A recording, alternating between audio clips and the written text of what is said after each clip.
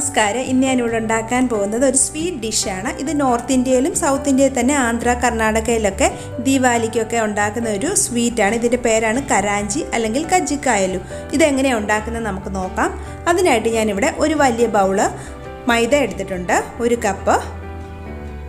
അതിനുശേഷം ഇതിലേക്ക് അല്പം ഉപ്പ് ചേർത്ത് കൊടുക്കാം. പിന്നെ ഇതിലേക്ക് 1 ടീസ്പൂൺ നെയ്യ് ചേർത്ത് കൊടുക്കാം. ഇനി ഇത് നമുക്ക് നല്ലതുപോലെ ഒന്ന് കുഴച്ചെടുക്കണം. ചപ്പാത്തിക്കൊക്കെ എടുക്കുന്നത് പോലെ കുഴച്ചെടുക്കണം. ഒരുപാട് വെള്ളം കൂടിപ്പോകാതെ ശ്രദ്ധിച്ചാൽ മതി. അതുകൊണ്ട് തന്നെ ആദ്യം കുറച്ച് വെള്ളം ഒഴിച്ചിട്ട് വേണം ഇത് കുഴച്ചെടുക്കാൻ. അതുപോലെ ഇതുപോലെ നല്ലതുപോലെ ഒന്ന് കുഴച്ചെടുക്കുക. അപ്പോൾ ഇത് ഞാൻ ആക്കിയെടുത്തിട്ടുണ്ട്. ഇനി ഇതിലേക്ക് അല്പം നെയ്യും കൂടെ ഒന്ന് സ്പ്രെഡ് ചെയ്ത് കൊടുക്കാം. നെയ്യ് എല്ലാ സൈഡിലും ഒന്ന് പുരട്ടി കൊടുക്കാം. അതിനുശേഷം നമുക്കിത് അടച്ച് മാറ്റി വെക്കണം. ഇനി ഞാനിവിടെ പൊട്ടുകടലയാണ് എടുത്തിരിക്കുന്നത്. ഒരു 1/4 കപ്പ് എടുത്തിട്ടുണ്ട്. റോസ്റ്റഡ് ആയിട്ടുള്ള പൊട്ടുകടലയാണ്. പിന്നെ എടുത്തിട്ടുള്ളത് 1/4 കപ്പ് വറുത്ത തൊലി കളഞ്ഞ കപ്പലണ്ടിയാണ്. 1/4 കപ്പ് ശർക്കര എടുത്തിട്ടുണ്ട്. ഇനി ഇത് പൊടിച്ചെടുക്കാനായിട്ട് ഞാൻ മിക്സിയുടെ ചെറിയ ജാറിലേക്ക് ഒരു 4 ഏലക്ക ഇട്ടിട്ടുണ്ട്. പിന്നെ ഇതിലേക്ക് പൊട്ടുകടലയും കപ്പലണ്ടിയും കൂടി ഇട്ടൊന്ന് പൊടിച്ചെടുക്കണം. കപ്പലണ്ടി ചേർത്തിട്ടുണ്ടായതുകൊണ്ട് ഒരുപാട് നേരം ഇട്ട് പൊടിക്കരുത്, കാരണം അതിൽ നിന്ന് എണ്ണ ഇറങ്ങി കട്ടിയാവും. അപ്പോൾ ഇത് പൊടിച്ചെടുത്തിട്ടുണ്ട്.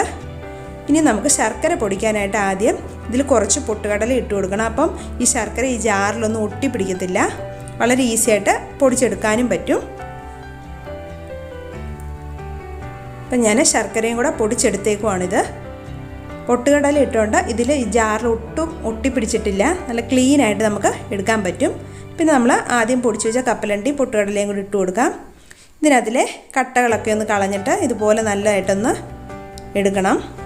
ഇതിലെ കട്ടകൾ മുഴുവൻ കളഞ്ഞെടുക്കുക.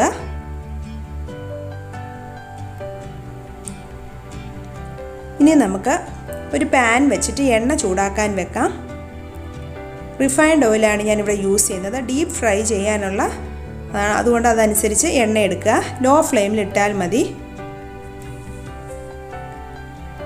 ഇനി നമുക്ക് മാവ് കുഴച്ച് വെച്ച മാവ് നല്ല സോഫ്റ്റായിട്ട് കിട്ടിയിട്ടുണ്ട്. ഇനി ഇത് പരത്തിയെടുക്കണം. നമ്മൾ പൂരിക്കൊക്കെ എടുക്കുന്നത് പോലെ ആ ഒരു വലിപ്പത്തിൽ എടുത്താൽ മതി. ചെറിയ ബോൾസായിട്ട് എടുത്താൽ മതി. അപ്പോൾ ഇത്രയും വലിപ്പം മതി. ഇനി അല്പം പൊടിയിട്ടിട്ട് ഇതൊന്ന് പരത്തിയെടുക്കാം. അതുപോലെ തന്നെ പരത്തുന്ന ഉടനെ ഒരു പൂരിയുടെ കനത്തിൽ പരത്തിയാൽ മതി. ഒരുപാട് തിന്നായി പോകണ്ട, ഒരുപാട് കട്ടിയും ആവരുത്.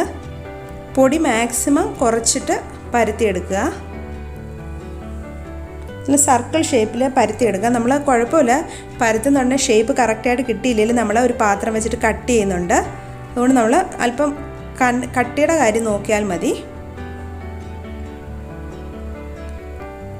ഇപ്പം ഞാൻ പരത്തിയിട്ടുണ്ട്. ഇനി നമുക്കിതൊന്ന് കട്ട് ചെയ്തെടുക്കുക. അപ്പോൾ എക്സ്ട്രാ ആയിട്ടുള്ള ഇനി അതിലെ പൊടിയൊക്കെ ഒന്ന് തട്ടിക്കളഞ്ഞിട്ട് ഇങ്ങനെ എടുക്കണം. ഇനി നമ്മൾ അല്പം ഒരു പൂരിയുടെ വലിപ്പമൊക്കെ ഉള്ള ഒരു ബൗൾ എടുത്തിട്ട് ജസ്റ്റ് ഇതൊന്ന് കറക്കി കൊടുക്കണം.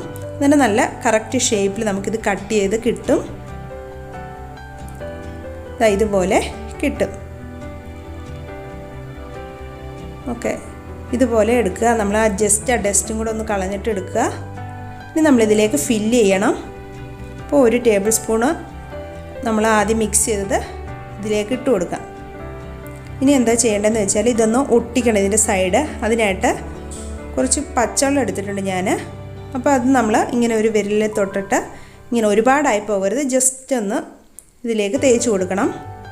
വെള്ളം അധികമാകരുത്, ഒന്ന് ഒട്ടിപ്പിടിക്കാൻ വേണ്ടി മാത്രം മതി. പതുക്കെ ഇതൊന്ന് എടുത്തിട്ട് ഇതുപോലെ ഒന്ന് ഒട്ടിച്ചു കൊടുക്കുക. അപ്പോൾ എല്ലാം കറക്റ്റായിട്ട് ഇത് നല്ലതുപോലെ ഒട്ടിയിട്ടുണ്ടെന്ന് നോക്കുക, ഇല്ലെങ്കിൽ അതിലെ ഫില്ലിങ് സർക്കിൾ എണ്ണയിൽ പോവും.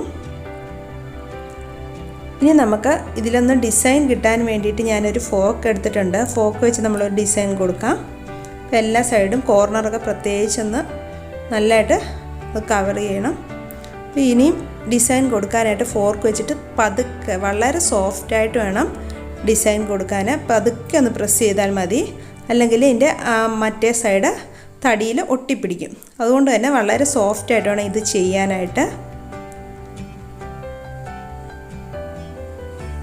ഒരു സൈഡ് ഞാൻ ഇതുപോലെ ചെയ്തിട്ടുണ്ട്. ഈ ഒരു ഡിസൈൻ കിട്ടും. ഇനി നമ്മൾ അടുത്ത സൈഡ് ചെയ്യാൻ വേണ്ടിയിട്ട് ഒരു അല്പം പൊടിയും കൂടി ഇടുക, ഇല്ലെങ്കിൽ തടിയിൽ ഒട്ടിപ്പിടിക്കാൻ ചാൻസ് ഉണ്ട്. ഇവിടെ കൂടെ നമ്മൾ ഇതുപോലെ ഒന്ന് സോഫ്റ്റായിട്ട് പ്രസ് ചെയ്ത് കൊടുക്കാം.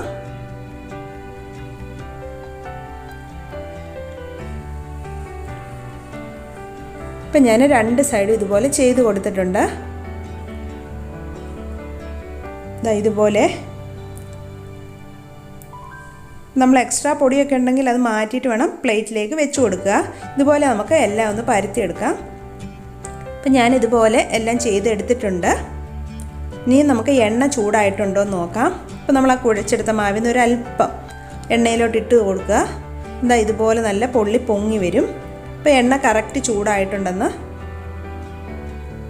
ഇനി നമുക്കിതിലേക്ക് നമ്മുടെ ഇട്ട് കൊടുക്കാം. ഇപ്പം നമ്മളൊരു മീഡിയം ഫ്ലെയിമിൽ വെച്ചിട്ട് വേണം ഇത് ഫ്രൈ ചെയ്യാനായിട്ട്. പൂരിയൊക്കെ ഉണ്ടാക്കുന്നത് പോലെ തന്നെ ടെമ്പറേച്ചർ കറക്റ്റ് ആയിരിക്കണം. ഒരു സൈഡ് അത് ഫ്രൈ ആകുമ്പോൾ അടുത്ത സൈഡ് ഇതുപോലെ ഒന്ന് തിരിച്ചിട്ട് കൊടുക്കുക. എണ്ണയിൽ നല്ല ചൂട് വേണം, എങ്കിലേ ഇത് നല്ല പൊള്ളി പൊങ്ങി വരുള്ളൂ. ഇപ്പോൾ ഇതൊരു ഗോൾഡൻ ബ്രൗൺ കളർ ആയിട്ടുണ്ട്. ഈ സമയത്ത് നമുക്കിത് കോരി മാറ്റണം. ഒരുപാട് ബ്രൗൺ കളറാവാൻ നിന്നാൽ ഇത് കരിഞ്ഞു പോകും. അപ്പം എണ്ണയുടെ ചൂടോട് കൂടി ഇരുന്നിട്ട് പ്ലേറ്റിലിരുന്നിട്ട് ബ്രൗൺ കളറാകും. അപ്പോൾ ഈ ഒരു സമയത്ത് തന്നെ ഇത് കോരി മാറ്റി വെക്കണം.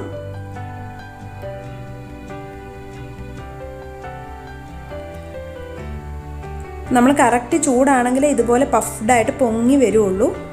അത് പ്രത്യേകം ശ്രദ്ധിക്കുക. ഇതുപോലെ നമുക്ക് ബാക്കിയുള്ളതും കൂടെ വറുത്തെടുക്കാം.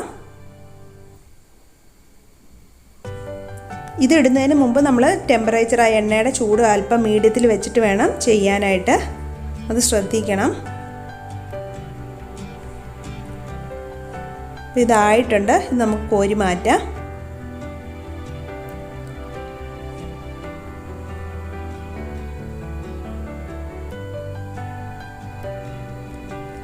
അപ്പം ഞാൻ എല്ലാം ഇതുപോലെ വറുത്തെടുത്തിട്ടുണ്ട്. ഇതിന് ചൂട് പോയതിന് ശേഷം ചൂട് പോയിട്ട് ഇത് ഒന്നുകൂടെ ക്രിപ്സി ആയിട്ട് കിട്ടും നമുക്ക്. ഇത് എത്ര ക്രിപ്സിയാന്ന് ഞാൻ കാണിച്ചു തരാം. കണ്ടില്ലേ, ഇത്രയും നല്ല ക്രിപ്സി ആയിട്ട് നമുക്ക് കിട്ടും. അതുപോലെ തന്നെ ഞാനിതിൽ തേങ്ങയൊന്നും ആഡ് ചെയ്തിട്ടില്ല. അതുകൊണ്ട് തന്നെ കൂടുതൽ ദിവസം ഇത് സ്റ്റോർ ചെയ്ത് വെക്കാൻ പറ്റും. എയർ ടൈറ്റ് ആയിട്ടുള്ള ഒരു കണ്ടെയ്നറിൽ സ്റ്റോർ ചെയ്ത് വെക്കാൻ പറ്റും. നല്ലൊരു ടേസ്റ്റി ആയിട്ടുള്ള സ്നാക്കാണ്. അപ്പോൾ നിങ്ങൾക്ക് എൻ്റെ വീഡിയോ ഇഷ്ടമായെന്ന് കരുതുന്നു. Thanks for watching. ഇനി ഞാൻ നല്ലൊരു വീഡിയോയുമായി വരുന്നതായിരിക്കും. ബൈ.